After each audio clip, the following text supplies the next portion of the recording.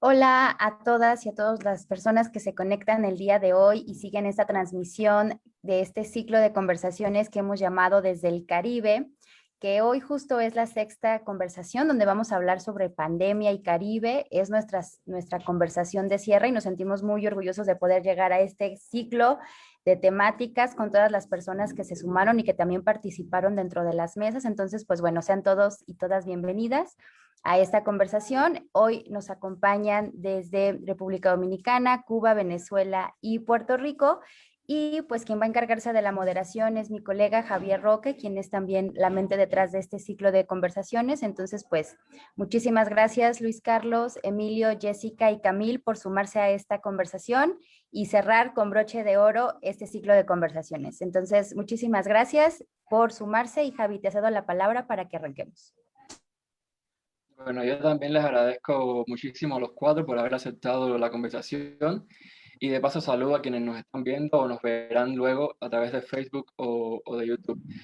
Como decía Sally, esta es la última de un ciclo de charlas que llamamos Desde el Caribe y que pensamos en distintas latitudes justamente para tratar de hacer un zoom sobre algunos de los temas que suelen ser más importantes o más interesantes en la agenda internacional, pero que cuando llega el turno de enfocarlos en el Caribe suelen pasar un poco desapercibidos o pasar a un segundo plano, ¿no? Esta es la sexta charla desde el Caribe. La primera fue sobre medio ambiente, la segunda sobre el rol cada vez más político que viene asumiendo el arte al interior de nuestras sociedades, el tercero sobre feminismo y género, el cuarto sobre mestizaje y afrocaribeñidad, y el quinto, que fue la semana pasada, sobre migración. Pero bueno, no queríamos cerrar este ciclo sin hacer una charla sobre cuestiones más generales y también más actuales, sobre lo relativo al Caribe, ¿no? Y por supuesto, el último año y 3 o 4 meses, ha pasado bajo el filtro invariable de la pandemia, una pandemia que ha venido a representar no solo un problema epidemiológico y sanitario en sí, sino que también ha venido a agravar problemas que ya estaban ahí desde mucho antes y en otras ocasiones a crear problemas nuevos que vienen a sumarse a los que ya estaban y también a los propios que se vienen de la pandemia, ¿no? Como cubano me es imposible no pensar en crisis económica, crisis incluso sanitaria desde antes de la pandemia, crisis política, crisis alimentaria, que es un tema que quisiera que Jessica luego hiciera Zoom porque acaba de terminar de presentar una investigación muy buena al respecto.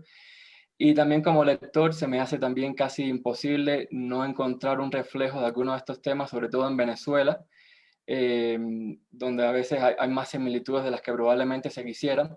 Y bueno, en Puerto Rico y Dominicana quizás los principales problemas económicos, políticos y sociales no tienen los tintes autoritarios que pueden tener en Cuba y Venezuela, o la economía puede no estar en los números rojos que están en Cuba y Venezuela, pero también tienen problemas al interior de sus países, ya sea de corrupción, de violencia, sobre todo de violencia de género, económicos. Entiendo que ahora mismo en Puerto Rico hay un problema muy grave con la venta de terrenos protegidos y no protegidos que está desencadenando una, no sé si llamarlo ya crisis económica, pero que en algún momento puede estar cerca de hacer temblar un poco la economía o desvirtualizarla. Entonces, bueno, para esta charla tenemos 4 invitados muy buenos. Los voy a presentar muy rápidamente y luego de eso introduzco las 3 preguntas que serán la base de esta charla, ¿no? Jessica Domínguez, por parte de Cuba. Jessica es editora del medio independiente El Toque desde 2017 y actualmente se encuentra al frente de Facto, que es la unidad de datos y verificación del Toque. Se ha enfocado en el periodismo de datos, las visualizaciones interactivas y el periodismo de investigación, y suele hacer foco en temas de política, participación popular y ciudadanía. Emilio Rodríguez es máster en Administración de Negocios y emprendedor de República Dominicana, y su último emprendimiento es el newsletter El Briefing, que desde 2017 tiene un resumen diario de todo lo ocurrido en República Dominicana y el mundo, y que de paso también les invito a leerlo porque verdaderamente es muy bueno. Camil Padilla es periodista puertorriqueña y es directora de 9 Millones, un medio digital muy nuevo, apenas 1 o 2 años, si mal no recuerdo, enfocado en periodismo de soluciones. Y finalmente Luis Carlos Díaz, periodista de vastísimo fama, muy admirado dentro del gremio, es especializado en temas relacionados con política y tecnología y también planificador de estrategias transmedia. Entonces, hechas las presentaciones, les introduzco la primera pregunta que me gustaría que abordáramos. Y como ya les dije antes, me gustaría que fuera esto más bien una conversación y no tanto de solamente responder la pregunta, ¿no? Si a alguien le interesa o le gustaría hacer zoom en lo que alguno de nosotros dice, tiene en total libertad. Entonces, arranco con la primera pregunta, que sería, ¿cuáles serán los principales problemas, ya sean políticos, sociales o económicos de su país a la llegada de la pandemia y cómo se vieron afectados por esta? Si quiere, arrancamos con Jessica, de Cuba. Sí, buenas tardes, gracias por la invitación. Y es una pregunta complicada de responder, sobre todo porque es muy abarcadora. En Cuba nosotros pasamos de crisis en crisis y le vamos cambiando los nombres. Pasamos de periodo especial a periodo coyuntural. Entonces, obviamente con una pandemia de por medio todo se ha ido agravando en proporciones considerables. En marzo de 2020, que es cuando se detectan los primeros casos en Cuba, pues eso significó durante todo el año, pues en primer lugar una limitación al turismo, que era la principal fuente de ingresos de la economía del país, y unido a eso se agravaron las sanciones de Estados Unidos contra Cuba, con lo cual pone a la economía del país en una situación mucho más complicada.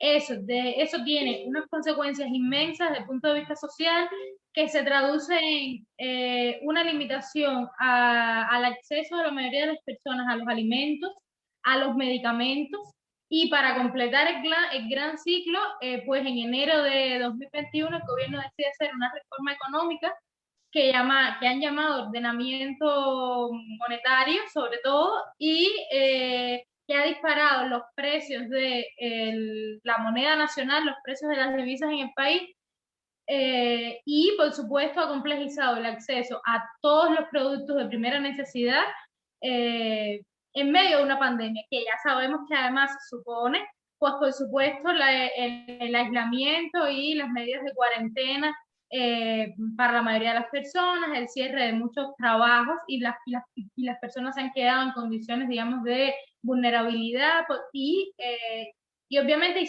seguro hablaremos más adelante sobre determinados grupos vulnerables que dentro de las casas, niños, un tema muy preocupante en medio de esta pandemia, no solo en Cuba, pero también en Cuba, es el tema del acceso a la educación. Los muchachos llevan ya más de un año sin poder asistir a las escuelas, y todo eso se ha ido condensando en medio de los problemas que ya venían existiendo. En 2020 Cuba cerró con un déficit fiscal de más de 86 millones de pesos, que hasta ese momento la tasa de cambio en el mercado, la tasa de cambio estatal era un peso cubano igual a un USD. Por tanto, estamos hablando de prácticamente más de 86 millones de dólares de déficit de presupuesto.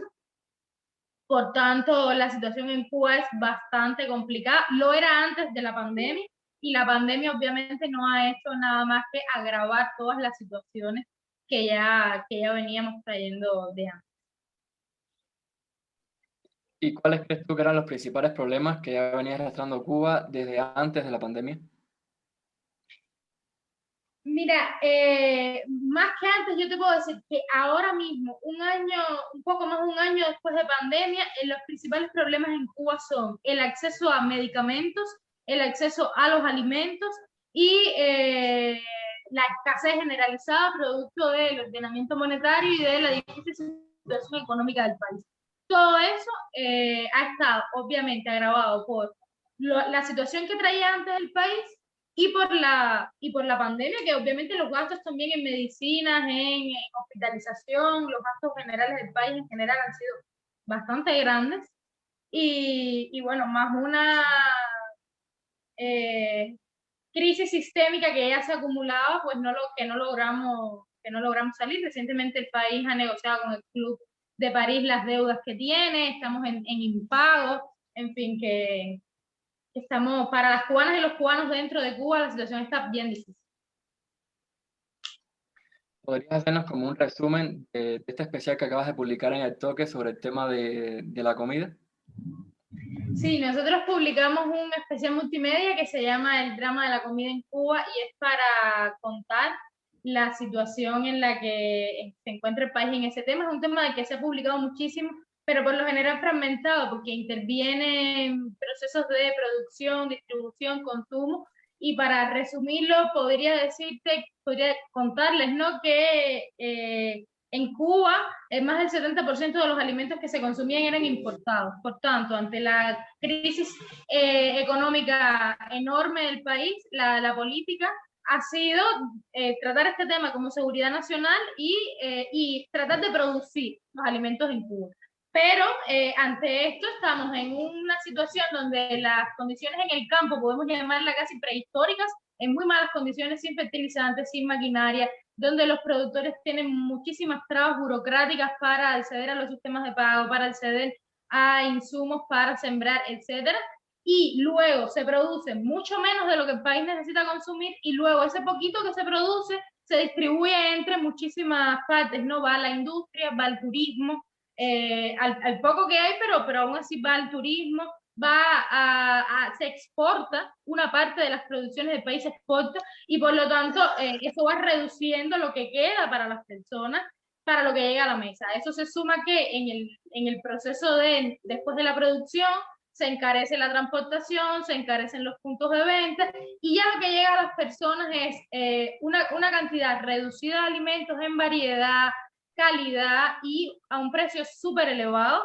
El salario, o sea, la canasta básica que se calculó a inicios de 2021 en Cuba es de 1.528 pesos cubanos, y con ese precio, en este especial que los invitamos a que lo puedan consumir, no se puede dar cuenta que puede comprar muy poco a los precios actuales del mercado negro en Cuba, que es donde se compran la mayoría de las cosas, porque en el mercado oficial la escasez es inmensa. Y esa es parte de la realidad, no solo con los alimentos, también pasa con los medicamentos y con otros productos de primera necesidad. Jessica, una pregunta sobre Cuba. ¿Qué tipo de confinamiento se manejó por allá? ¿O cómo lo han hecho? ¿O si todavía sigue? ¿O el distanciamiento en las...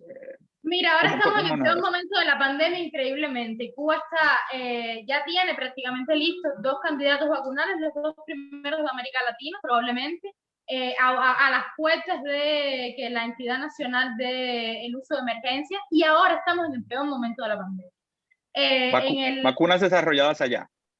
Sí, sí, sí. Y no es que han importado. No, se llaman Soberana 02 y Abdala, son 2 candidatos desarrollados en Cuba y que ya están en estudios, en grandes estudios de intervención en la población cubana, y se han presentado a la entidad reguladora, que próximamente debe dar aprobar su uso de emergencia. Pero en medio de todo ese proceso, que la vacunación empezó hace aproximadamente poco más de un mes, estamos en el peor momento de la pandemia. Ayer hubo más de 3.000 casos, 3.080 casos, que es el número más alto que hemos tenido desde que comenzó esta pandemia, y los números de muertos también han ido ascendiendo. Entonces, las medidas que se han tomado, en un primer momento hubo una cuarentena muy, muy estricta, y las personas no podían salir, las ciudades estaban cerradas. Luego eso ha ido fluctuando, ha habido momentos donde ha abierto, estuvieron cerradas las fronteras nacionales, ya están abiertas ahora mismo, las personas pueden entrar, pueden salir, estamos abiertos al turismo, sobre todo, por supuesto, con PCR, medidas de seguridad, etcétera, pero Cuba ha abierto el turismo. Sin embargo, en las zonas que están más complicadas, el gobierno ha decretado, por supuesto, el cierre y medidas de limitación de movimiento a determinada hora. En algunas zonas es a partir de la 1 de la tarde, en otras zonas es a partir de las 8 de la noche o de las 9 de la noche, pero también hay un agotamiento en la aplicación de las medidas, tanto por la ciudadanía como por las autoridades. En los últimos meses, a partir del aumento de los casos, hemos percibido que una semana dice, bueno, vamos a tomar nuevas medidas. ¿Cuáles son las medidas? Las mismas que ya están, pero las vamos a recrudecer. Y 15 días después, vamos a tomar nuevas medidas, pero siguen siendo las mismas medidas porque ya no hay nuevas medidas que tomar. ¿Sabes? Está cerrado, la mayoría de los centros laborales está cerrado en los lugares donde hay mayor brote de la enfermedad. Y decía, los centros laborales están cerrados, las personas están recluidas en sus viviendas, están solo trabajando los servicios fundamentales, tampoco el Estado quiere en este momento volver a parar toda la economía nacional como estuvo probablemente en los primeros 6 meses de la pandemia en el país. Entonces, todas las esperanzas están puestas en la vacuna, en la inmunización que se pueda lograr a partir de la aplicación de estos candidatos, que ya justo ayer se anunciaba que, o sea, las 2 propuestas de vacunas son con 3 dosis, y justo ayer se anunciaba que ya más de 1 millón de personas tenían puesto las 3 dosis de 11 millones de cubanos. Entonces se avanza bien, pero los números siguen siendo muy altos. Y Camil, o sea, entiendo que durante los últimos meses el principal problema, al menos en Puerto Rico, pero que se ha hecho visible de cara afuera de Puerto Rico, es el tema del estado de emergencia por cuestiones de género, ¿no? El aumento de los feminicidios y la violencia de género. Pero además de este tema de género, ¿cuáles otros están marcando ya desde antes el pulso de la sociedad puertorriqueña antes de la pandemia y se han visto agravados por la pandemia? Sí, primero quería decir que me encantaría, Jessica, comparar más como a Puerto Rico y a Cuba por la cercanía y las cosas que tienen en común y las diferencias también, ¿verdad? Me impresiona mucho como que escucharte y decir, wow, porque en Puerto Rico, por ejemplo, el 80-90% de los alimentos son importados también. Y somos países con tierra tan fértil que podría estar produciendo, y de hecho hay mucho, eso es uno de los problemas, ¿no? Y eso se agrava, particularmente la parte de seguridad alimentaria. Pero antes de eso, Puerto Rico ha estado pasado por una depresión económica por las pasadas décadas, ¿verdad? Y parte de los problemas que enfrenta Puerto Rico es la falta de soberanía, que muchas de las políticas públicas, particularmente la política pública que tiene que ver con la economía, pues ahora mismo nosotros tenemos una Junta de Control Fiscal que fue aprobada a través de una ley, la Ley Promesa, y pues esa Junta de Control Fiscal lo que ha estado haciendo se supone que nos ayude, ¿verdad?, a ver cómo es que pagamos la deuda de 72 mil millones que debemos, pero realmente lo que han hecho es implementado medidas de austeridad que siguen empeorando pues ahí, ya sea la salud, la educación, ¿sabes? Son cientos de escuelas que han cerrado en Puerto Rico, ¿no? Y también pues eso se agravó un poco, también los estudiantes no han tenido esas clases y el 30% de los estudiantes de escuela pública no tenían la tecnología para hacer las clases virtuales, que fueron en la modalidad que hicieron. Así que esos son un poco de esos problemas que llevamos, la depresión económica, la emigración hacia los Estados Unidos, y pues por eso mi medio, que se llama 9 millones, porque somos 9 millones de puertorriqueños alrededor del mundo, el 63% vive fuera de Puerto Rico. Así que la mayoría de los puertorriqueños no están en nuestra propia isla, y eso muchas veces es por oportunidad económica. Y ahora mismo la Universidad de Puerto Rico está enfrentando unos problemas también muy fuertes de presupuesto, quieren seguir cortando el presupuesto. Y yo creo que en general mucho se resume en la ineficiencia del gobierno. Y yo creo que la frase que se dice mucho en Puerto Rico es: solo el pueblo salva al pueblo. Eso uno lo vuelve a repetir, y obviamente nosotros tuvimos ya va a ser creo que 4 años de que pasó el huracán María, que obviamente nos dejó con unos problemas de infraestructura. En este momento, uno de los problemas más grandes que estamos teniendo en Puerto Rico son los apagones frecuentes, porque se acaba de cambiar el manejo, ¿verdad?, de la Autoridad de Energía Eléctrica. Se acaba de pasar a una compañía privada, que es un consorcio de unas compañías, una es canadiense y otra es estadounidense, y pues esa transición ha sido bastante dificultosa. Y pues para trabajar remoto, obviamente, uno necesita tener electricidad. Así que esos han sido algunos de los retos que estamos enfrentando ahora mismo. Además de que se siguen arrastrando los impactos de aquel huracán, ¿no? Del 2017, el María, si mal no recuerdo, ¿no? Sí, que fueron 2 huracanes, fue el huracán Irma y después el huracán María. que eso también en la parte de la agricultura, antes de esos huracanes había un movimiento, y todavía lo hay, pero había un movimiento bien fuerte de volver a la agricultura, particularmente entre jóvenes, y pues el huracán destrozó el 85%, 85 al 90% de nuestra agricultura. Y por ejemplo, en la industria del café no es hasta este año que empiezan de nuevo a cosechar, porque toma mucho tiempo, ¿verdad? Pero pues las otras fincas, ¿verdad? Pues toma tiempo para reconstruir. Así que eso también pues hay que empezar desde cero cada vez que hay un desastre como ese. Y también pues, ¿sabes? Yo vi que nos arreglaron como la electricidad, un poste, como nosotros le decimos, cerca de nuestra casa, lo arreglaron ¿sabe? Hace unos meses.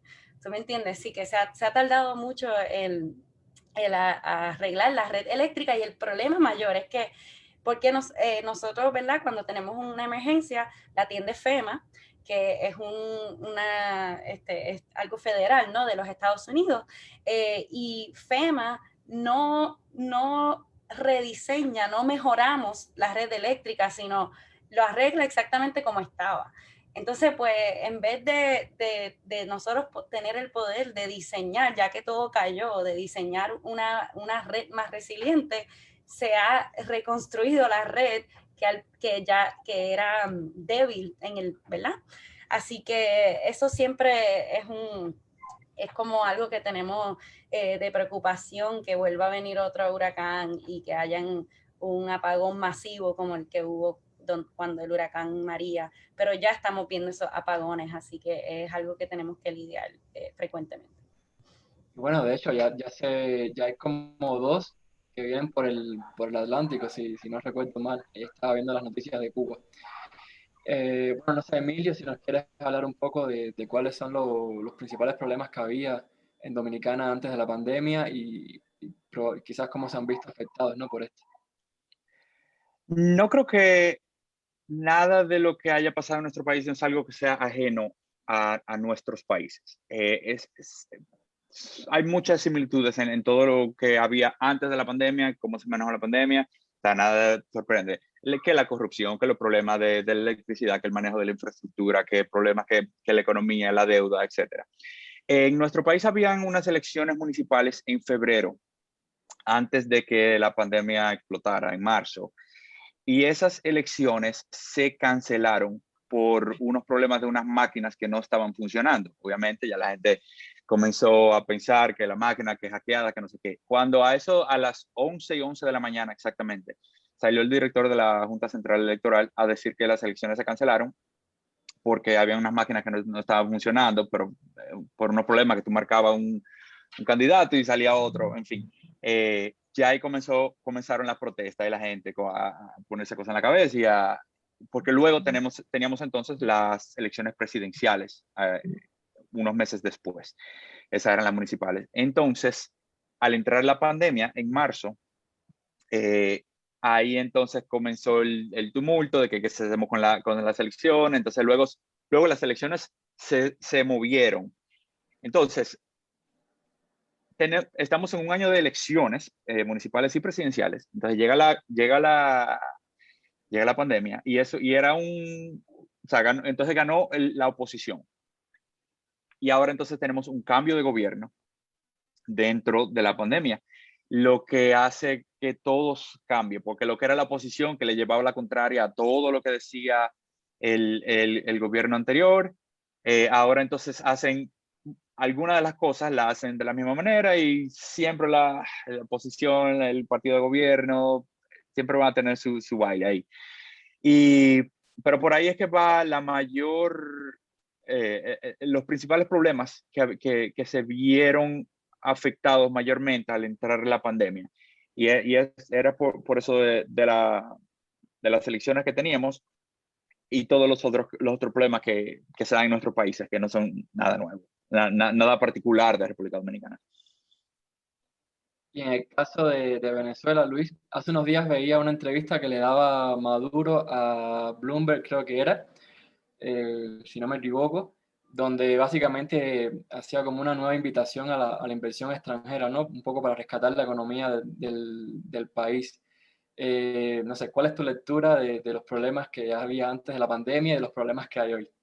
Sí, no, un abrazo grande y además gracias por considerar a Venezuela parte del Caribe, que es algo que nosotros insistimos y peleamos, aunque a mí me separe del Caribe una montaña gigantesca acá en Caracas. Pero fíjate qué pasaba. Venezuela desde el año 2016, y ya pasaba años antes, no tiene un boletín epidemiológico, no existe. En Venezuela no se publica cuántos casos de dengue, malaria, difteria, tuberculosis hay. Y eso es grave porque, bueno, la sociedad se hace más torpe para tomar decisiones, para cuidarse, las políticas públicas se hacen mucho más torpes y lo que ocurrió en Venezuela fue que se descuidó el cerco epidemiológico, así se llama. Hay una suerte de vigilancia sobre enfermedades, estamos en el Caribe, tenemos también la selva del Amazonas en el sur, los casos de malaria son altos, ¿verdad? Y en Venezuela estuvieron controlados por décadas. O sea, Venezuela combatió contra la malaria y luego le enseñó a otros países del mundo a cómo hacerlo y resulta que en esos años de descuido, del 2015 al 2020, llegamos a tener años de 400.000 casos de malaria, regresaron enfermedades que estaban ya, digamos, que se habían superado, como la difteria. No teníamos casos desde el año 95 y de pronto reapareció porque se descuidó todo el aparato, todo el sistema. Y en paralelo a eso, en paralelo al desmontaje de todo este asunto, en salud, Venezuela tiene los médicos, enfermeros y personal de salud que menos cobra en el mundo.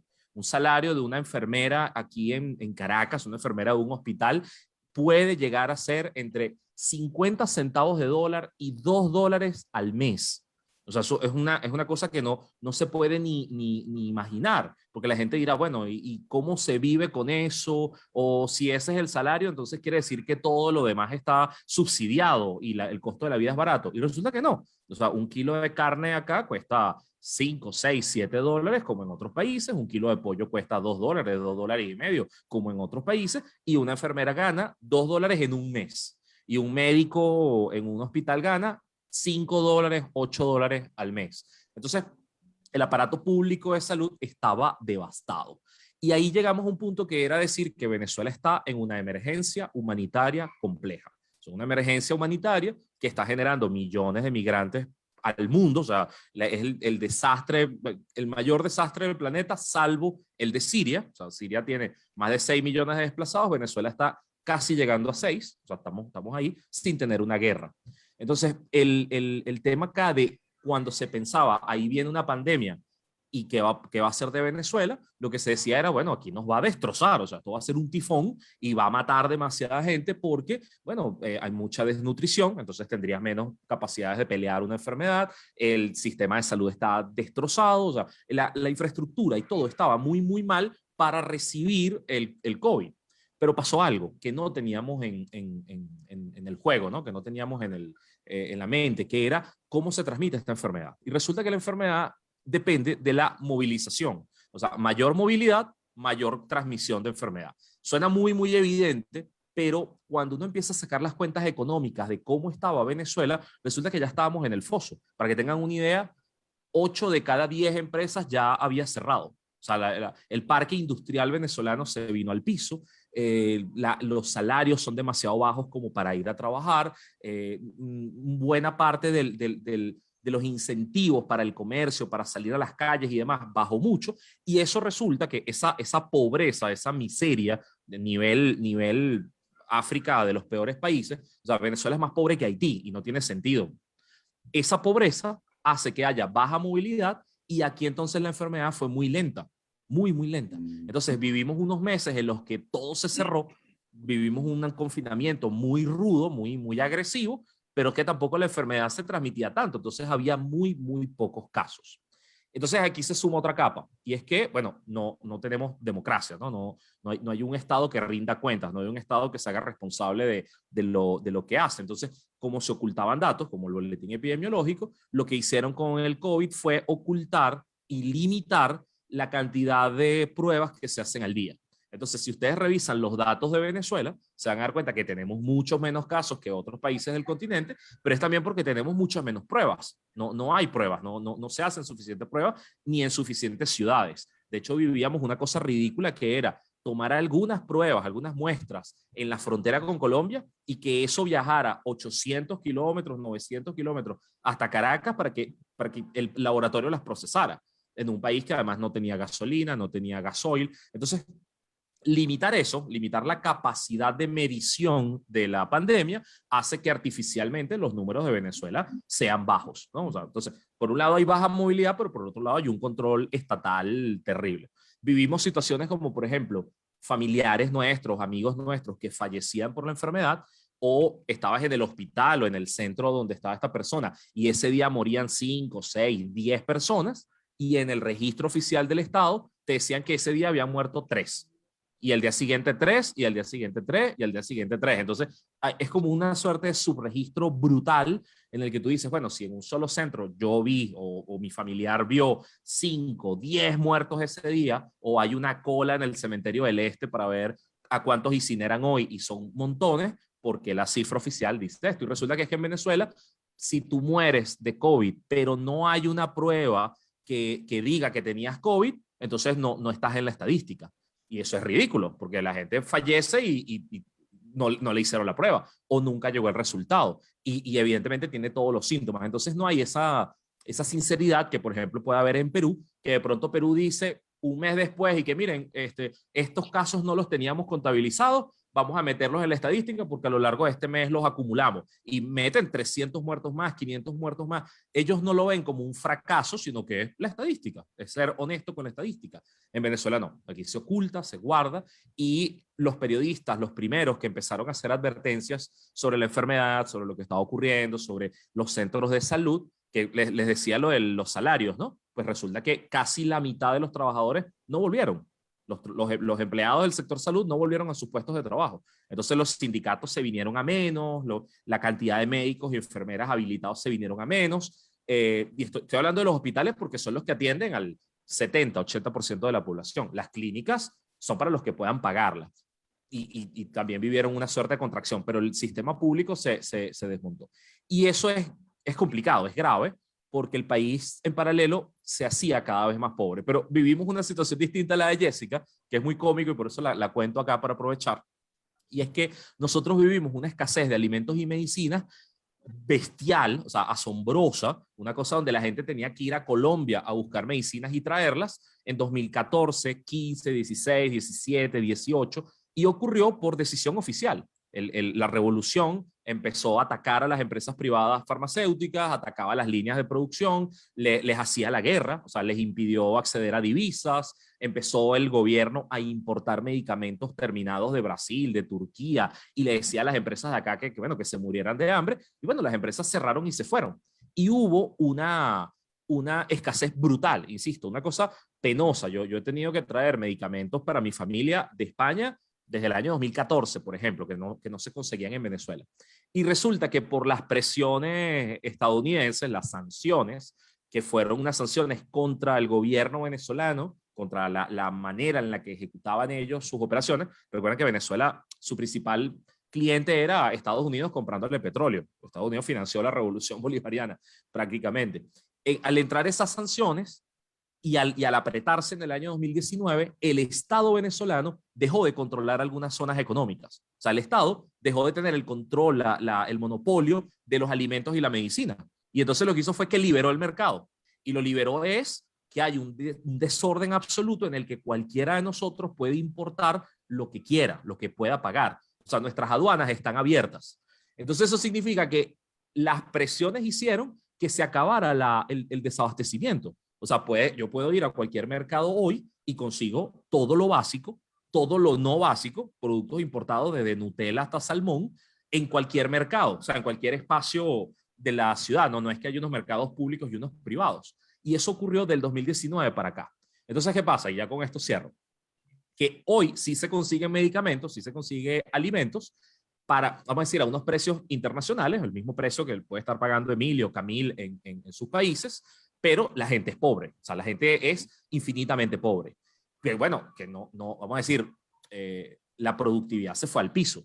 Entonces, hay una suerte de disonancia terrible, pero que al menos no es la situación del 2018-17, donde no solamente eres pobre, sino que no se conseguían las cosas. O sea, yo vi gente morir porque no se conseguían medicamentos sencillos, porque no se conseguían cosas que debían estar en las farmacias y no había porque el Estado no le daba la gana. Entonces, ha sido muy raro porque el país ha vivido una liberación económica limitada, controlada, pero que oxigena un poco la vida y que le permite a un montón de gente acceder a cosas que no accedía. Pero no ha parado la pandemia. Y solo cierro diciendo esto, pues, las fronteras se cerraron, hubo gente que perdió sus empleos en Colombia, en Perú, y se regresaron a Venezuela, pero eso fueron 100.000 personas. Y en estos días que se ha abierto un poco, pues todos los días se siguen yendo 5.000 personas diariamente y hasta más. Entonces, el flujo va a continuar en la medida que se relaje la pandemia en el continente. Ahí sí Bueno, me disculpas que te interrumpa, Javier, solo un segundo. Me llama mucho la atención eso que decía Luis Carlos. Y yo creo que es común también, puede ser común en lo que han dicho antes los colegas. Y tiene que ver como ante la situación de pandemia y las crisis que ya venían atravesando nuestros países, ha vuelto a la escena pública el tema de la migración. Como la gente, los éxodos migratorios han aumentado en Cuba también. Es una explosión tremenda y se espera que en los próximos tiempos, cuando las fronteras estén abiertas, pues sea mucho mayor. Y eso es algo que también tenemos en común, yo creo que en la región. Ante la crisis, la migración es una de las soluciones. Hay sí algo bien interesante que pasó en Puerto Rico y todavía no tengo los datos, ¿verdad?, del año pasado, pero sí se ha visto que hay personas regresando. Yo soy una que regresé en 2018 después del huracán. Pero como muchas de las personas que viven en Estados Unidos, particularmente en Nueva York, donde los apartamentos son tan pequeños, regresaron a Puerto Rico para trabajar desde sus casas, y hay algunos que se han quedado en Puerto Rico. Así que eso ha sido como un fenómeno curioso, que es un poco distinto quizás. Yo creo que también algo algo también que yo vi los últimos, como la situación en Puerto Rico hoy en día está mucho mejor que, ¿verdad? Creo que en muchos sitios, porque hemos tenido acceso a vacunas, y de hecho los últimos datos dicen que el 50% de la población tiene una dosis completa.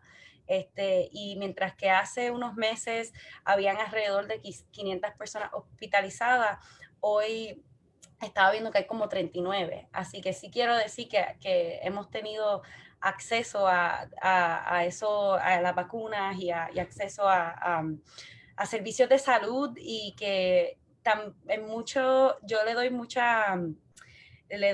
agradecimiento a esa comunidad científica que ya estaba organizada, que luchó porque el nombre de Puerto Rico, porque las farmacéuticas y todas las personas en Estados Unidos supieran que nosotros somos parte de Estados Unidos y nos tenían que traer a nosotros esos medicamentos y esas vacunas también, ¿verdad? Porque al principio había esa confusión, siempre hay esa confusión de qué es Puerto Rico, y no tenían a Puerto Rico como para mandar, por ejemplo, las PCRs y cosas así, y si no fuera por esa comunidad científica organizada, que abogó por nosotros, pues quizás no hubieran llegado todas esas ayudas. Así que... Y les convino el cambio de gobierno, que el gobierno anterior no quería saber de Puerto Rico, entonces se les ayudó. Sí. Claro, sí, que cuando va de Trump a Biden, ¿no? Pues ahí parte de la estrategia de Biden era apelar, empatizar con Puerto Rico, y que también había muchas personas cabildeando por esas políticas en Puerto Rico. Así que definitivamente yo creo que sí. Sí. Algo que tú mencionabas, Camil, perdón, Carlos, adelante, dale. No, disculpa, es que a mí me impresiona cuando de otros países me dicen que ya se vacunaron o que están vacunando, porque en Venezuela, bueno, ni siquiera está en la estadística regional, ¿no? No, en el subcontinente, pues hay otros países que están vacunando y aquí pues no hay todavía datos. Y aquí se convirtió en una guerra política. Recuerden que nosotros estamos en un conflicto en el que incluso hay hasta un gobierno paralelo que controla algunos recursos, pero no tiene en realidad poder interno. Y lo que pasó aquí fue, imagínense lo siguiente: COVAX es, por ejemplo, el mecanismo de la OPS para acceder a vacunas. Y Venezuela, como no entrega estadísticas oficiales desde hace años, es considerado todavía en el exterior como un país rico, o sea, ante el Banco Mundial y esto. Tenemos datos de 2016 que dicen que somos un país rico. Entonces, ante COVAX, Venezuela tiene que pagar lo que cuestan las vacunas. Cuando, si mostráramos las cifras reales, tuviésemos acceso a las vacunas gratuitas, a las vacunas para los países pobres. Entonces, ya te das cuenta que una decisión oficial de terquedad hace que Venezuela no pueda acceder a este mecanismo. Luego ocurrió que el gobierno paralelo, el gobierno interino, consiguió unos recursos que tiene congelados en Estados Unidos de la industria petrolera y los saca de la OFAC de Estados Unidos para pagarle a la Organización Mundial de la Salud un lote de vacunas, unas 10 millones de vacunas, a través del mecanismo COVAX. Y el Estado, o sea, el chavismo, se niega, el Estado dice, no las quiero. Y no las quiero porque como son AstraZeneca, nos van a dar trombos y nos van a matar.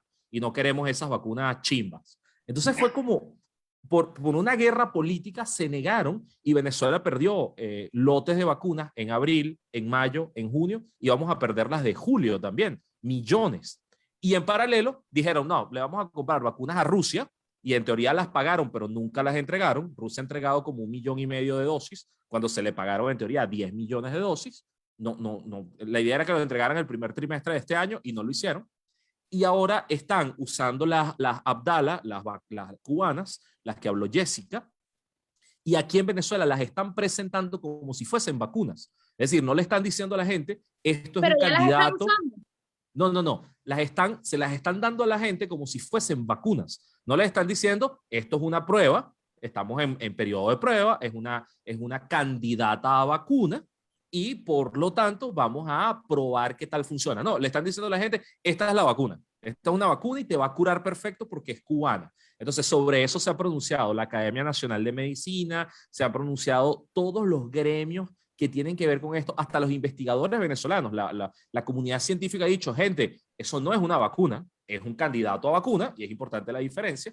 Y hoy tuvo que hablar la OPS, hoy salieron a decir, Venezuela, deje de decir que esto es una vacuna, o sea, aclaren porque le están mintiendo a la gente. Incluso y es en Cuba curioso. ha habido desinformaciones con ese tema por el exceso de entusiasmo, los resultados de las fases de investigación de los candidatos, y suele confundirse también, ¿no? Porque casi que la mayoría de la población la conoce, se le ha dado mucha difusión, la gente está súper feliz de vacunarse con la vacuna, que en realidad todavía no es vacuna, ninguna de las dos todavía son vacunas. Entonces, vivimos ese pero conflicto. una pregunta, o sea, es diferente a que algo no sea vacuna, a que sea una vacuna que todavía no se ha probado 100% que funciona.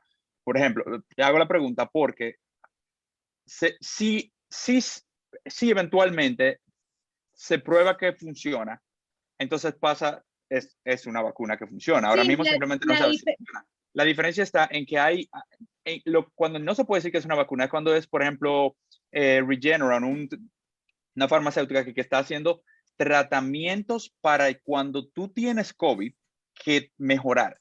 Ya eso no es una vacuna, eso es un tratamiento para mejorarte. Entonces, por eso mi pregunta a que si es o no es una vacuna. En Cuba, estas dos candidatas que se están evaluando son candidatos porque la idea es que se conviertan en vacunas, pero para convertirse en vacunas tienen que haber pasado las 3 fases de los ensayos clínicos, recién acaban de terminar la 3ª fase de ensayo clínico, y la entidad reguladora nacional debe evaluar esas 3 fases y dar, en primer lugar, un uso de emergencia de camino a un registro de la vacuna. Ese proceso ya está en curso por una cuestión lógica y cronológica también.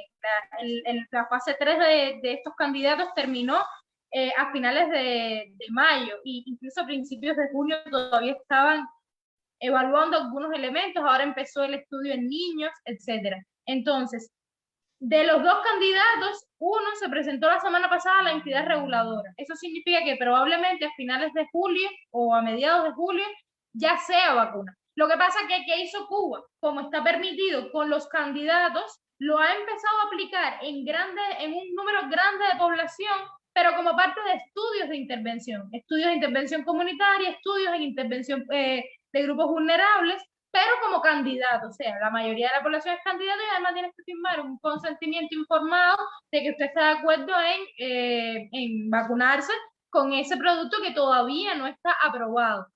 Se espera que se apruebe, los resultados de los ensayos clínicos son muy positivos, pero ciertamente uno como persona tiene que tener claro que tiene eventos adversos y que además no es un candidato evaluado finalmente, que es lo que lo convertiría en vacuna. A mí me sorprende que Cuba tiene un nivel de institucionalidad y transparencia que Venezuela no tiene. Y ¿sabes? Una cosa súper dura, porque no es lo mismo un plan de vacunación que le dices a la población, mañana o esta semana vacunamos a las personas mayores de 60 años con estos lotes de vacuna, la que sea, la que haya, y eso es un plan. En Venezuela no hay plan. En Venezuela un día dijeron, vamos a vacunar, y entonces veías unas colas en la calle sin edad, sin género, sin enfermedad de base, o sea, sin condiciones previas, sino al desorden absoluto, haciendo cola para vacunarse, hasta que se acabaron. Y entonces luego esa gente cuando volvió por el refuerzo, estoy hablando de la Sputnik 5, la vacuna rusa, les decían, no hay más vacuna, venga en un mes. O sea, no hay plan, no hay un orden, no hay un registro. Y o sea, un registro que funcione, y es un desastre. Y Javier, no sé si tú tenías planeado hablar del tema de la vacuna, pero ya que estamos en este tema, quería explicar un poco de lo que está pasando en República Dominicana con lo de la vacuna. Que las vacunas, nosotros también estábamos con el COVAX para que nos mandaran las que ellos tuvieran disponibles, que fue la AstraZeneca. No nos han, muy pocas de las AstraZeneca se nos han mandado, igual que las Pfizer, compramos Pfizer. Y no se han estado mandando poco a poco, pero la que más se puso fue la Sinovac, la que hace Sinovac, de la China. Pasa que con esa que ha estado saliendo data en muchos países que han puesto esa que no funciona ni cerca de lo que se esperaba. Entonces, demasiada gente que la tiene puesta le da COVID, y ahora hay países que tienen rebrotes muy grandes, aunque como por ejemplo Chile, que tú tienes una población alta vacunada, pero tienes rebrotes. Y es porque se pusieron esa vacuna que aparentemente no hace ni cerca de lo que se esperaba. Entonces, República Dominicana ahora fue uno de los primeros países, no sé en qué va, ellos tienen sus datos, les voy a dar el beneficio de la duda, de que fueron uno de los primeros países que aprobaron una tercera vacuna, o sea, como plan nacional, ponerse una tercera dosis de una vacuna diferente a la que tú te pusiste, pero sin ni siquiera especificar que si te pusiste la China, la tercera tiene que ser una de AstraZeneca. No, ellos quieren que la tercera sea de un laboratorio diferente, sin importar si la primera que te pusiste fue de un laboratorio de lo que se probó que funciona, como por ejemplo Pfizer. Entonces, en eso estamos ahora, en la tercera ronda de vacuna. Cuando hubo un problema grandísimo de comunicación de parte del gobierno, que no explicaron ni dieron datos, simplemente pusieron, dada la situación en el mundo, tenemos que poner una tercera dosis. Y ha sido un desastre el plan de comunicación de eso de la tercera dosis. Sí, eso es algo que me llamaba la atención y que justamente leí ayer en el briefing, y que tiene que ver con cómo los estados han maniobrado un poco a veces de manera absurda o contradictoria, tomando o asumiendo mecanismos, ¿no? para paliar un poco la crisis, que a veces no tienen ni sentido. Yo pienso en el caso, pensaba en el caso de Dominicana, de esta tercera dosis que no está demostrada en ningún lugar, pero también pienso, por ejemplo, en la contradicción de que Cuba, con una industria biotecnológica bastante desarrollada, que incluso tiene 2 candidatos vacunales, que hasta el momento parece que van a tener muy buena eficacia y que evidentemente ya van a ser vacunas. Sin embargo, al comienzo de la pandemia, independientemente de todo el desconocimiento y de toda la neblina, ¿no? por lo coyuntural y lo raro de la situación, apostó por una campaña de gotas homeopáticas, ¿no? Que el grueso de la comunidad científica pues no le da bola a la homeopatía, ¿no? Y son como cosas así contradictorias que tú ves, que tú dices, pero ¿cómo es posible que en pleno siglo XXI, con una ciencia tan avanzada, incluso para una situación tan difícil como una pandemia, los estados todavía recurran a este tipo de maniobras muy contradictorias, muy dudosas, para tratar de sembrar, no sé, quizás la tranquilidad o la esperanza, pero que al final no hacen nada, ¿no? Te cuento 2 que vivimos así. Una, Venezuela inventó algo que no existe en otros países, que es la semana radical y la semana flexible. O sea, nuestras cuarentenas son una semana sí, una semana no, cosa que no tiene ninguna prueba científica que funcione para nada, sino que así les da la gana. Entonces dicen, esta semana flexible, esta semana radical, esta semana flexible. Pero para todo el mundo. ¿O se Todo, dividen? todo. No, para Es todo, para todo. oficial, o sea, es una nomenclatura así o cada semana lanzan un... No, a veces se inventan nombres, a veces dicen es una semana radical con vigilancia, no sé qué, es una semana flexible, pero sí, sí, es una cosa. Y entonces, ¿esto en qué se convirtió? Uno, en que hay alcabalas, vamos a decir, agrupaciones policiales y militares en las calles que roban a la gente. Su trabajo es robar a la gente. Entonces te detienen y te quitan dinero. Entonces, de hecho, uno dice, tienes ya tu salvoconducto, y el salvoconducto es un billete de $20, porque la otra cosa es que la economía venezolana se dolarizó. O sea, no es oficial, pero estamos viviendo con dólares en la calle. Yo no toco un billete de bolívares desde diciembre de 2019. De diciembre de 2019 no uso bolívares. Es una cosa absurda. Entonces, esa es la primera. Y la segunda es que cuando se busca en Google la movilidad y lo sacas por los teléfonos Android, la diferencia de movilidad entre semana radical y semana flexible es el 4%. O sea, a la gente le da igual, se desobedece, o sea, no hay ningún orden. Pero el gobierno cree que así controla la pandemia. Y la segunda cosa es que hasta esta fecha ya tenemos 4 anuncios oficiales de medicamentos que curan el COVID al 100%. Porque algunos tienen gobiernos ineficientes, algunos tienen gobiernos, vamos, que negligentes, pero el nuestro es un gobierno mentiroso, o sea, que miente estructuralmente. Y entonces de pronto un día salió Maduro y que aquí hay un té que hacemos con malojillo y hojas de no sé qué, y esto cura el COVID al 100%. Y no solamente que lo dice como un cuento, sino que ordena al Estado a que lo produzca, a que lo difunda, a que le mienta a la gente diciéndole esto te va a curar al 100%. Así llevamos 4. Y la última es unas gotas que llaman Carbativir. O sea, aquí están las gotas de Carbativir que curan el COVID al 100%. También lo hicieron con el interferón cubano y con otras cosas. Pero las gotas resulta que es esencia de tomillo y romero. O sea, eso es aderezo de pizza. Eso es aderezo de pizza, tomillo y romero, porque dicen que eso libera las vías respiratorias y te cura el COVID. O sea, es terrible porque para la prensa y para la comunidad científica significa que es que tienes al Estado en contra. O sea, primero porque te miente y segundo porque si tú lo desmientes vas preso. De hecho, la comunidad científica fue amenazada de prisión, de cárcel, porque el año pasado dijeron una cosa muy sencilla. Dijeron que los casos iban a aumentar. Eso fue todo. Dijeron, los casos van a aumentar y los iban a meter presos por generar zozobra en la población. Vamos a decir, es como un mundo demasiado extraño, pero es nuestro entorno, es donde nos estamos moviendo. Qué bueno Wow, que había increíble. esto último. Bueno, dale, Jessica. No, a mí me resulta increíble porque realmente la realidad de Cuba con respecto al manejo, sobre todo médico, de la crisis ha sido completamente diferente. Si bien ha habido medidas cuestionables, como esto que tú comentas de las gotas homeopáticas, al principio de la pandemia la gente cuestionó muchísimo que el Estado se demorara en cerrar las fronteras.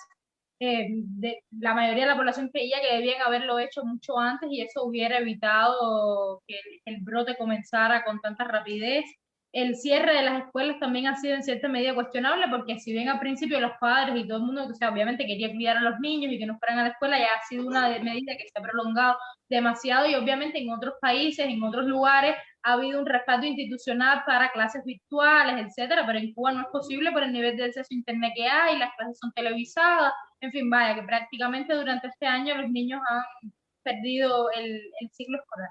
Pero por otro lado, desde el punto de vista médico, primero ha habido bastante información, no toda la necesaria, incluso en algunos momentos puede haber sido cuestionado determinado dato, pero ciertamente cada día el Ministerio de Salud Pública emite un parte donde explica la cantidad de fallecidos, la cantidad de casos, el número de muestras que se han tomado. El país ha ido aumentando los laboratorios de biología molecular para el número de pruebas, ya son más de 25 en casi todo el país. Había un sistema de salud pública que si bien era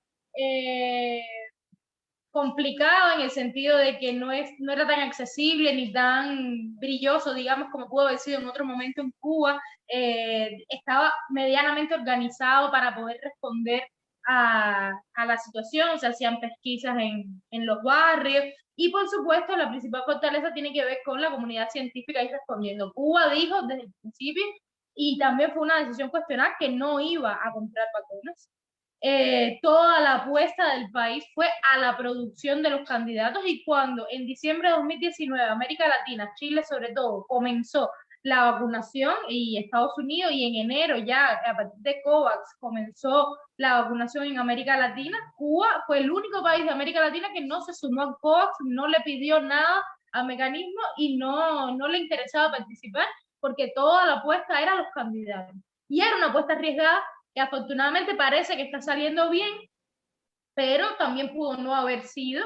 Y lo cierto es que se empezó la vacunación a las alturas de marzo, finales de marzo, y cuando ya América Latina había avanzado bastante, pero ha sido una vacunación organizada que garantiza a todas las personas las 3 dosis que le corresponden, incluso como parte del estudio de intervención, y eso es sagrado. Todo el sistema de salud pública está abocado a eso.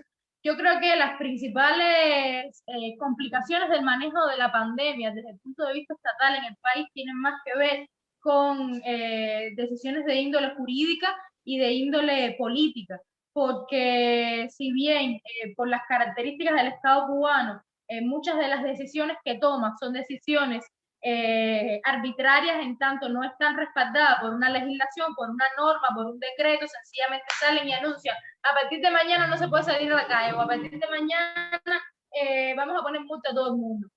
Se han puesto un número grandísimo de multas a las personas, de multas con precios bastante elevados para tratar de controlar la pandemia y que las personas no salgan a la calle. Y además, en medio de todo esto ha habido algunos conflictos políticos asociados a situaciones de derechos humanos, violaciones de derechos humanos, violaciones de libertad de movimiento, sobre todo contra los artistas independientes, contra la prensa independiente y contra cualquier otro grupo de personas que pueda, en medio de esta situación, pues diferir del criterio del gobierno, pero no estrictamente vinculado al manejo médico, sino a cualquier otro. Digamos que en Cuba la política tradicional es: se cierra todo el mundo y quien no es mi amigo es mi enemigo. La tradicional política de plaza sitiada, por tanto, en medio de este contexto, ningún tipo de disidencia de ningún sentido está permitida, no lo estaba antes y ahora mucho menos. Por tanto, los principales conflictos están dados en este manejo político, más que en el manejo médico, aunque por supuesto ahora mismo, por lo que decía, el número de casos, los hospitales están bastante colapsados, no se ha dejado atender a nadie, no estamos en situaciones, y esperemos no llegar a situaciones donde las personas no puedan hospitalizarse, pero ciertamente los números son alarmantes. Ahora mismo hay más de 10.000 personas hospitalizadas positivas, o sea, casos activos con COVID en Cuba, y ciertamente estamos en el límite posible de la hospitalización, pero es cierto que, por lo que contaba Luis Carlos, son diferencias sustantivas con el manejo en otros lugares del Caribe. Esto que decías me lleva a la última pregunta, que es cómo ha impactado la pandemia en las vidas de las comunidades más vulnerables. Y acá entiendo tanto mujeres y comunidades LGBTIQ+, que donde quiera que he leído, entiendo que ha habido un aumento considerable de la violencia de género, pero pienso también en los habitantes de las periferias sociales, digamos, las personas de más escasos recursos, las personas que no son de las capitales, del campo, y también de los activistas y los periodistas que, como ya decía Jessica, al menos en Cuba, no sé en Venezuela cómo será la situación, pero al menos en Cuba sí han experimentado un aumento de la represión. Entonces, si me pudieran hablar un poco al respecto. En general, yo te podría decir que la pandemia en el mundo lo que ha hecho es hacer la brecha más grande entre las clases. Entonces, el pobre más pobre, el rico, bueno, quien su negocio no cerró, se hizo mucho más rico, se pudo mantener, si pudo, por ejemplo, importar productos que se necesitaban, que se necesitan todavía. Y también pasa con la mujer, al menos, que la mujer es quien tiende a cuidar, a cuidar a los niños, a educarlos, ese tipo de cosas. Eso todavía existe en la mayoría de culturas. Y ya que los niños estudiaban desde la casa, eso hace que si alguien iba a trabajar, bueno, pues iba a ser el hombre. Entonces, y por lo menos en Estados Unidos ha pasado eso en un número significante, que el desempleo en la mujer es mucho más alto que en el hombre. Y no es por desempleo que no lo encuentra, sino que como la familia decide que uno de los dos no va a trabajar, entonces va a ser la mujer.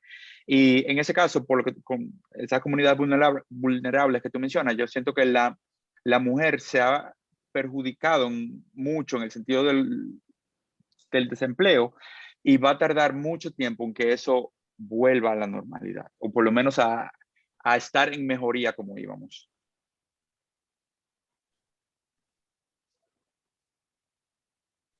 Sin embargo, me resulta interesante que la pandemia no ha sido, digamos, un obstáculo o una excusa para dejar justamente en el caso de las mujeres de luchar por sus derechos. O sea, desde hace unos meses entiendo que en Dominicana hay manifestaciones y hay congregaciones muy grandes por el tema de las tres causales, y es increíble ver cómo en el momento más, digamos, más crítico de la pandemia, donde más se han reforzado determinadas medidas, las mujeres han seguido luchando por hacer prevalecer sus derechos, ¿no? Sí, así es. Se ha luchado mucho con eso de que que se permite el aborto por las tres causales.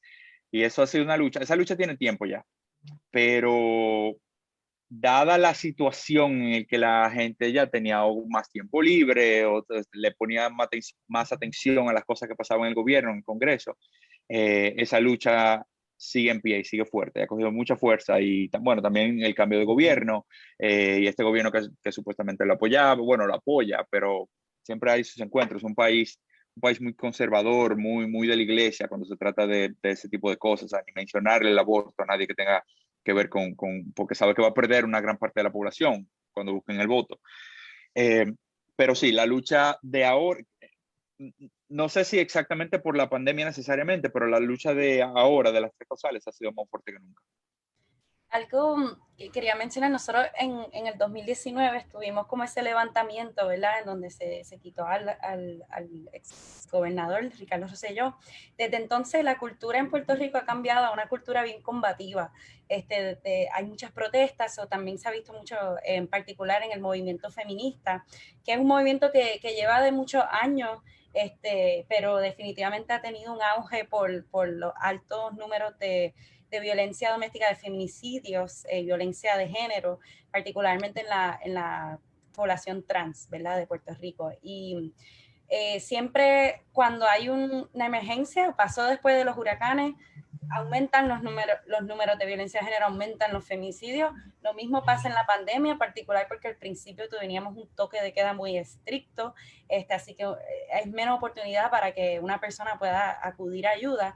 Y en Puerto Rico, pues uno de los problemas que enfrentamos son que la agencia que está encargada de fiscalizar los feminicidios ha sido politizada. Y se supone, cuando se creó esa agencia, se supone que fueran las mismas líderes feministas que lucharon porque se pase la ley, que la ley 54, como nosotros le conocemos, que fue la que decretó que la violencia doméstica, en ese entonces le llamaban, era criminal, que fue la primera ley en Latinoamérica que se pasó. Pues se supone que fueran esas mismas personas que estuvieran liderando esa agencia de fiscalización. ¿Qué pasa? Después se empiezan a poner puestos políticos, y desde hace unos años ya ha sido un puesto político, que de hecho la última gobernadora tuvo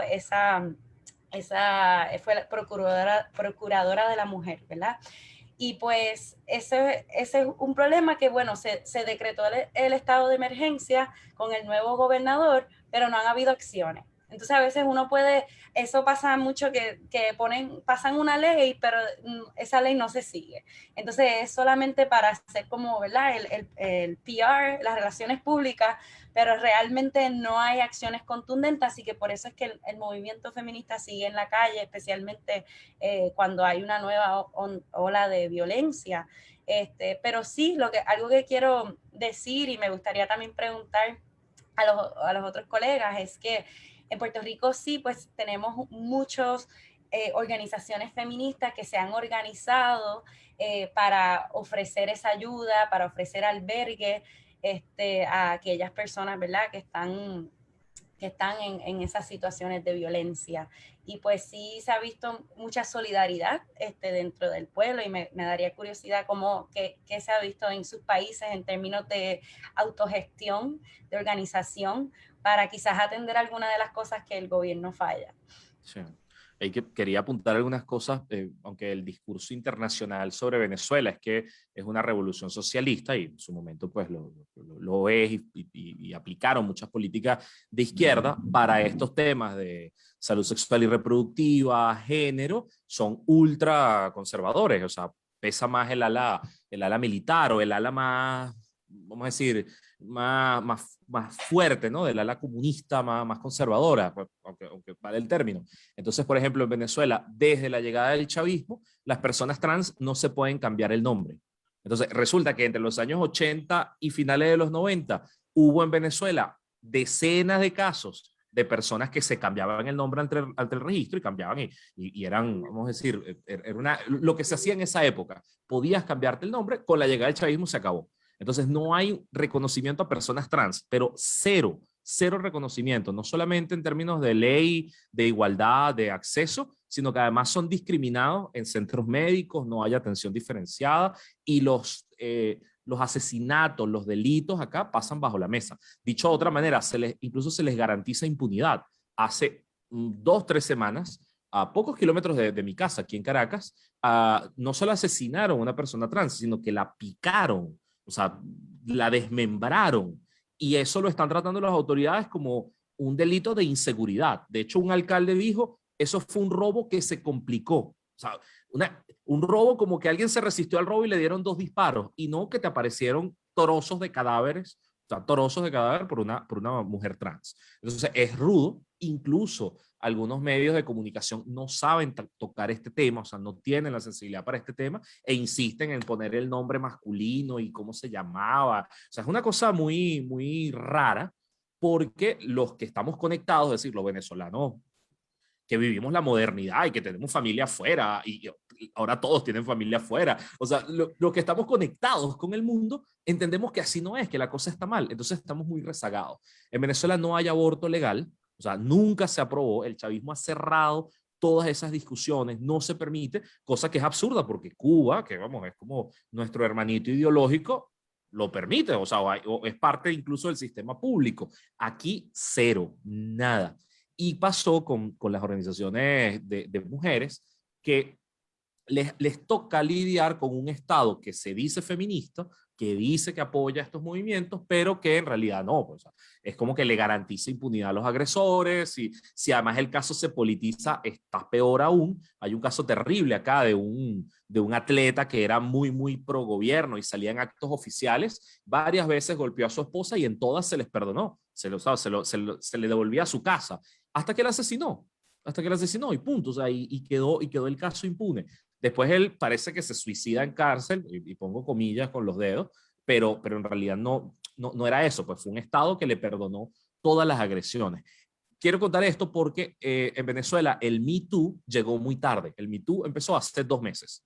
O sea, aunque del mundo fue hace 4 años, aquí fue hace 2 meses que de pronto explotó una serie de casos de abuso sexual que hubo de gente conocida, y ahí es donde de pronto se activó la conversación. Y básicamente ahora las organizaciones feministas están colapsadas porque los casos empezaron a aparecer, más víctimas quieren hablar, pero no hay oficinas abiertas, o no hay tribunales abiertos, o no están operativos. Y por otro lado, eran organizaciones pequeñas que tú puedes llevar 10 casos, 20 casos, 30 casos, pero no 500, no 400. O sea, no hay una capacidad escalable de atención, sobre todo porque no hay un aparato de justicia. Y esto quiero vincularlo con otro tema, que son los vulnerables. La vulnerabilidad acá no son solamente estos 2 grupos poblacionales, sino que básicamente son las personas pobres.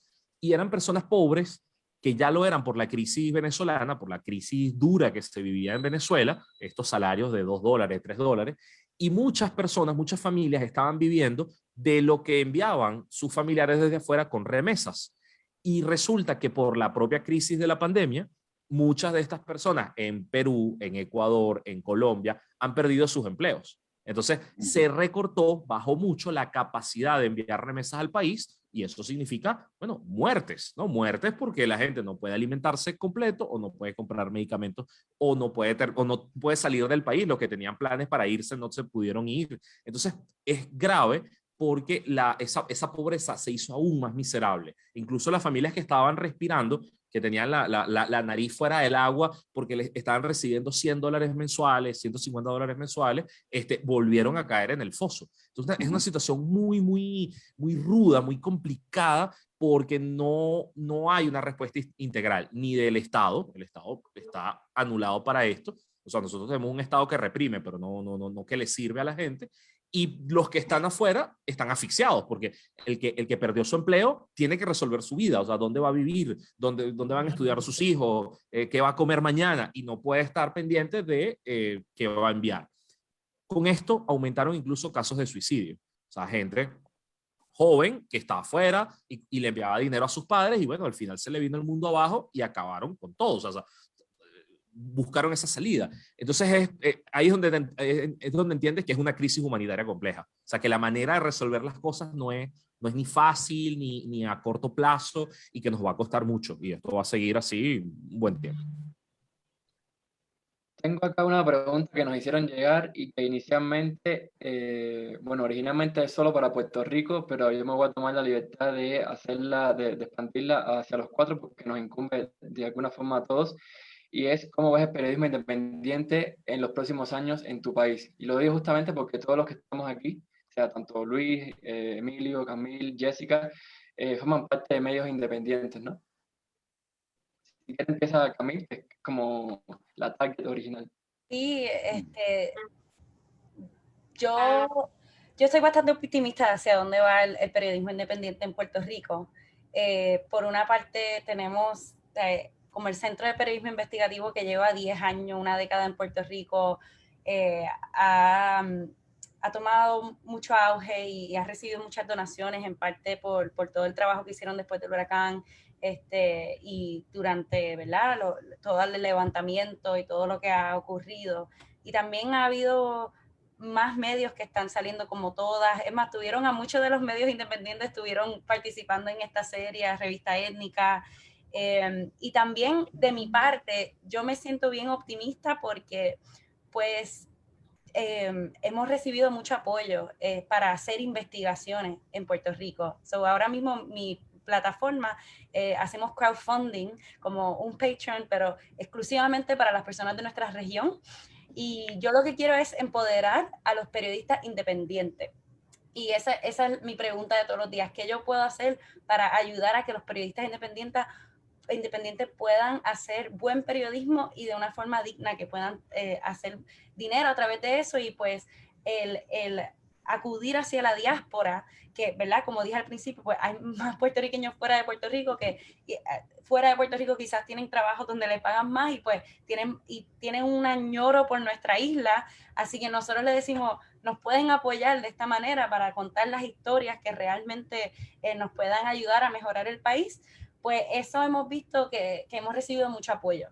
Así que yo tengo bastante optimismo que vamos mientras yo creo que las personas en general están bastante frustradas y cansadas con los medios comerciales, ¿verdad? Y que quieren un cambio, y que ahora, y estos momentos de emergencia nos catalizan, ¿verdad? Aunque yo sé que todos nuestros países están pasando por crisis y crisis y crisis, pero también son oportunidades para el cambio. Así que sí veo que yo creo que va a haber más apoyo hacia los medios independientes, y lo que hay que crear son las estructuras para recibir ese apoyo. Mira, hay una pregunta más compleja de lo que, porque ¿quién no quisiera más medios independientes y que reporte todo, que no se deje comprar?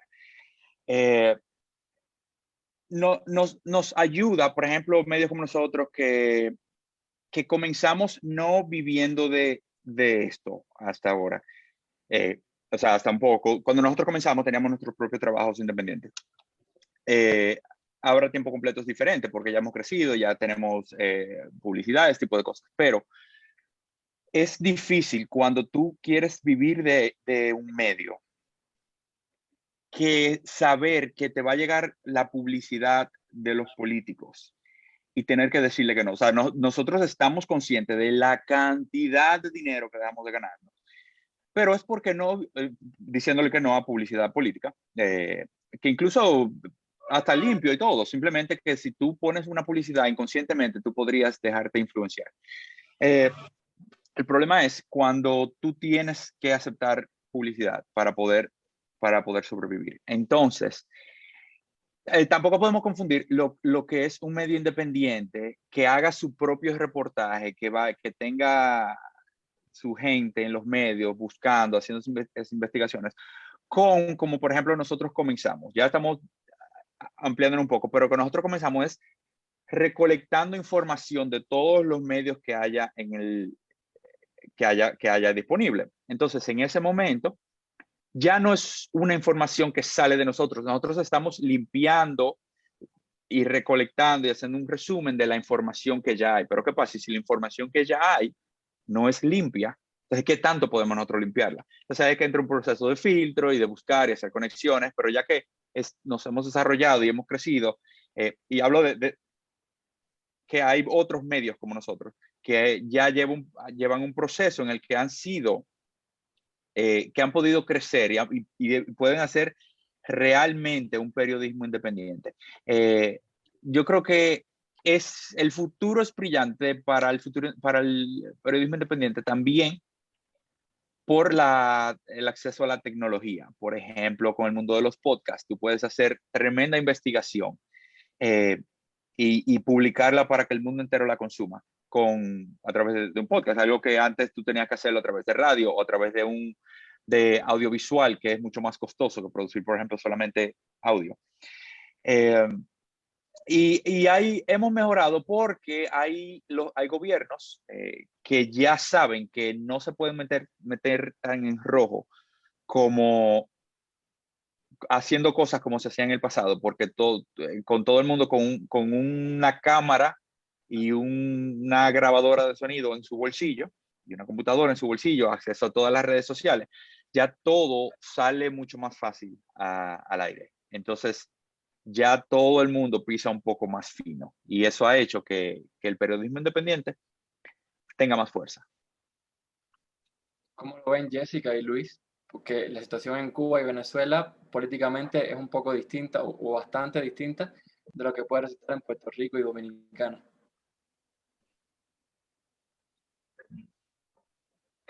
Sí. Yo creo que justamente como tú comentabas ahí al principio, en el caso de Cuba y creo que también de Venezuela, la prensa independiente tiene un matiz sobre todo político, ¿no? Y la clasificación y sobre todo las posibilidades de trabajo a futuro están mediadas por la intervención y las posibilidades de existencia que te permite en cierta medida el Estado. En Cuba la prensa independiente es ilegal, a legal la llaman muchos, pero en realidad no está permitido y por supuesto nosotros trabajamos en un marco, si bien tolerado en buena medida y para algunos medios a voluntad del propio Estado, ciertamente es una situación tensa, complicada y donde uno está completamente a expensas de que el contexto pueda cambiar radicalmente de un día a otro sin siquiera saber, sin un aviso previo. Pero por otro lado, también creo que la pandemia ha cambiado la vida de muchas personas en muchos sentidos, incluso la vida y la manera cotidiana de los estados, de las personas, la convivencia en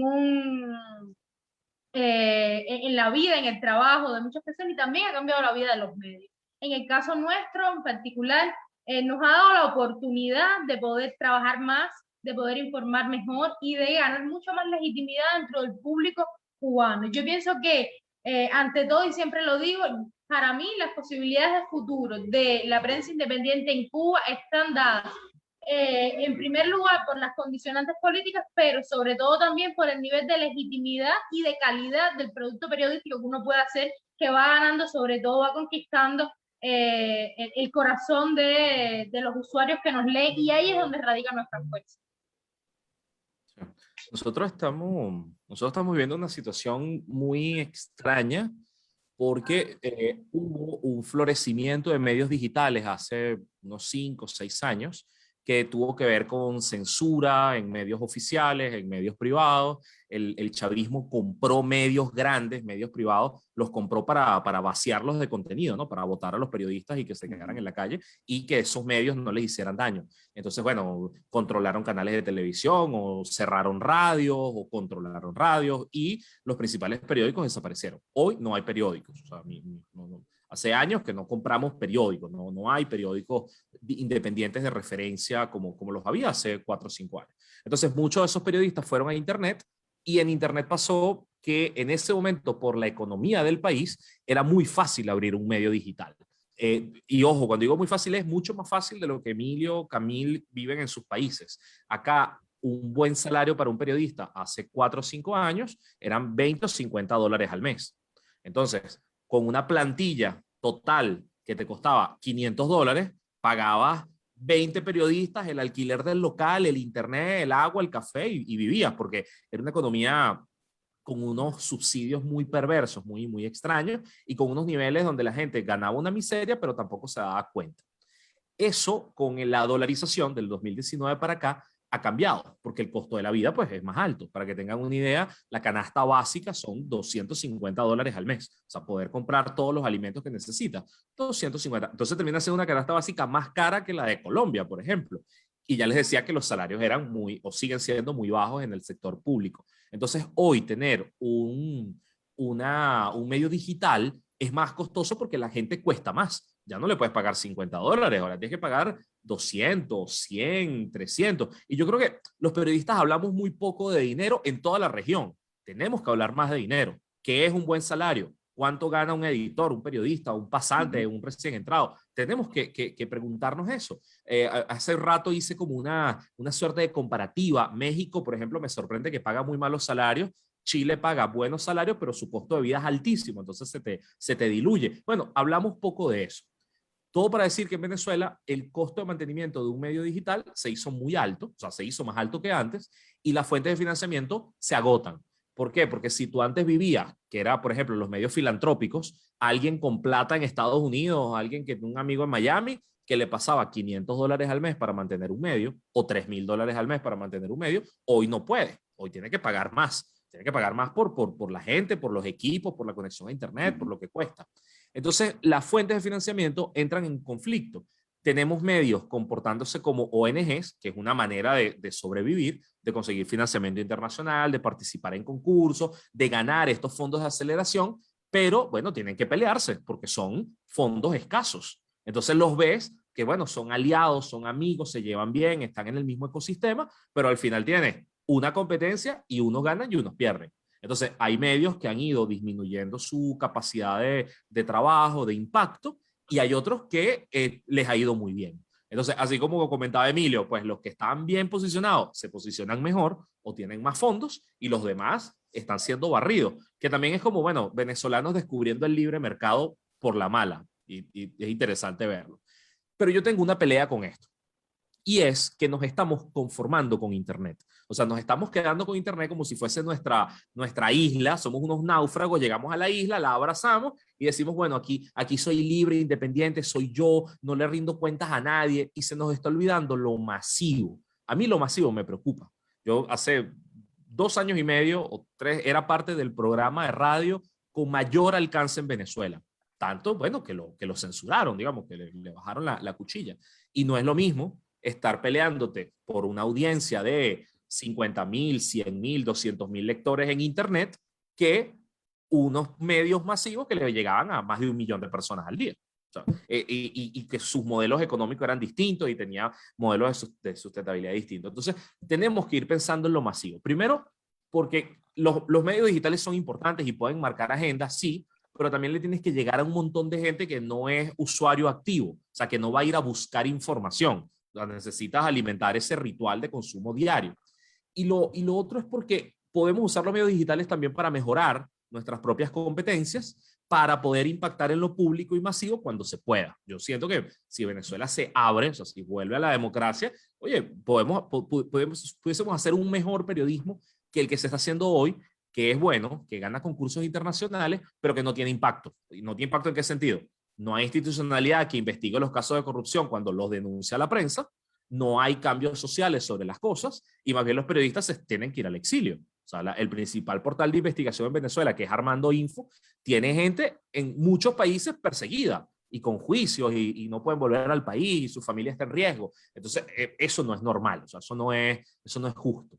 Entonces, yo diría que pongamos esto en balanza. Yo también soy usuario de Patreon, como Camille comentaba, y sí, tengo una comunidad de venezolanos en el exterior que financia nuestro trabajo, pero, oye, yo qué más quisiera que tener un estudio o tener mucha más infraestructura que decir, yo grabo con mi teléfono, y yo con mi teléfono lo resuelvo todo. Oye, también uno quiere un producto de calidad, y quisiéramos productores, y quisiéramos guionistas, y quisiéramos, hay que apuntar a eso, a productos mejor pensados, mejor elaborados, para que las audiencias crezcan, ¿no? Para llegarle a mucha más gente. Yo estoy asombrado, por ejemplo, en Dominicana, estoy siguiendo a Los Foques, a mí me tiene asombrado el impacto, la pegada, es un fenómeno, un fenómeno. Así quisiera yo que ocurrieran cosas acá. Bueno, que menciones lo de Armando Info, porque aquí hay un tema que creo que con esto ya vamos a ir cerrando, y es que al menos en el caso de Cuba y de Venezuela sé que también está, pero no sé si a nivel de Cuba, y es que cada vez el periodismo independiente se hace más desde fuera de Cuba que desde dentro de Cuba. En el caso de Cuba hay medios que están completamente fuera de Cuba. Y por supuesto la tecnología te facilita muchas cosas, pero si tu objetivo sigue siendo reportar, informar sobre lo que sucede al interior de Cuba, porque es el ejemplo que estoy poniendo aquí, pero puede ser otro país, y no tienes periodistas en el terreno, eso también suele ser un reto, ¿no?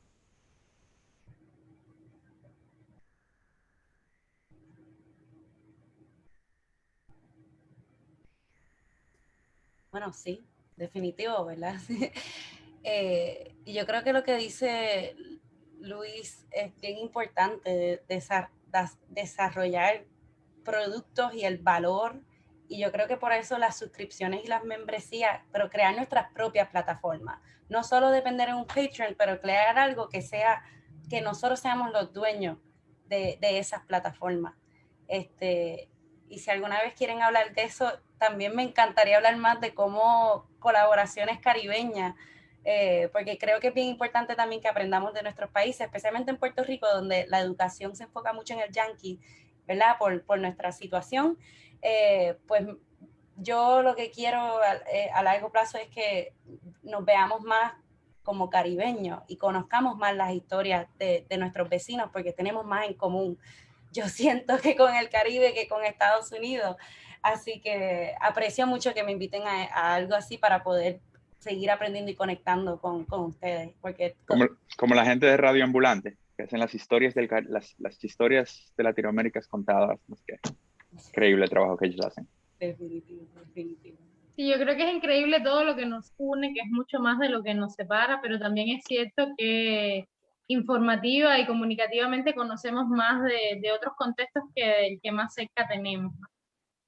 Pero también siento que hay mucho talento en la región y que vamos a dar la guerra, ¿no? No va a ser fácil, así que les guste o no, sea fácil o difícil, el periodismo independiente existe y va a seguir estando ahí mientras nosotros como periodistas tengamos la capacidad de hacer contenidos de calidad. Sí.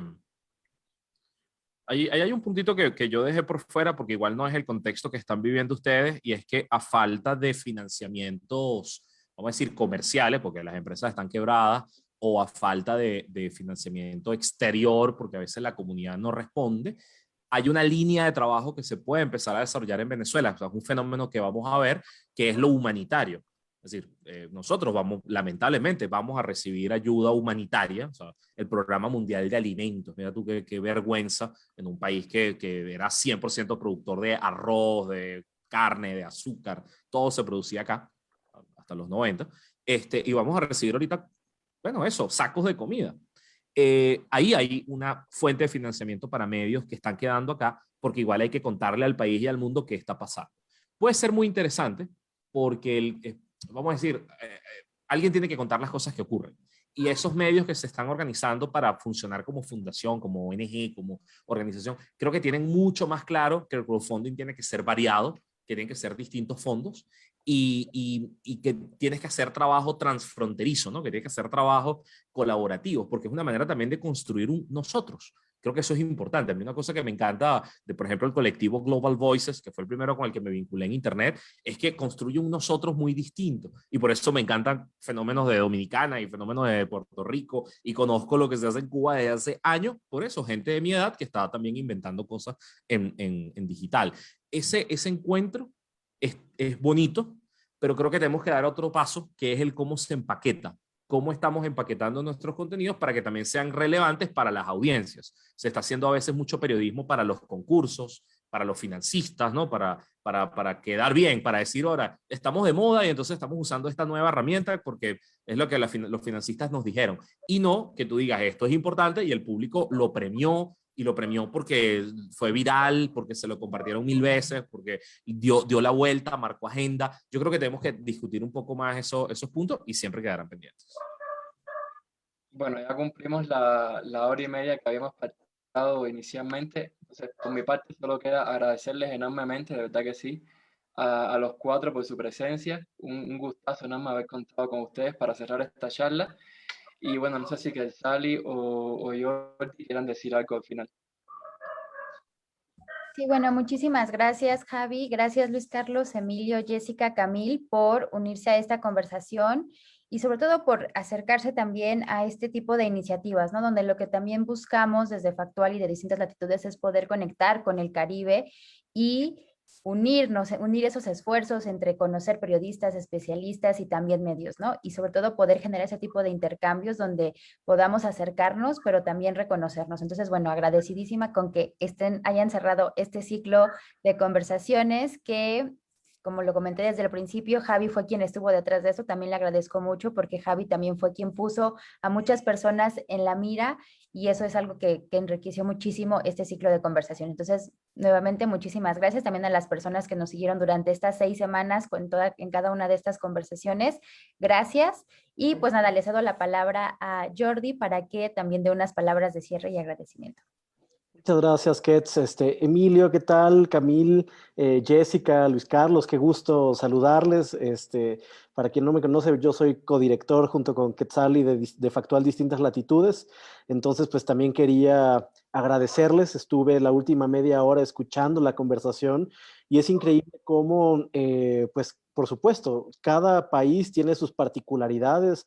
Hay algunos que están pasando una serie de problemáticas que son mucho más complicadas o complejas que otros, pero por supuesto que también hay temas que tenemos en común.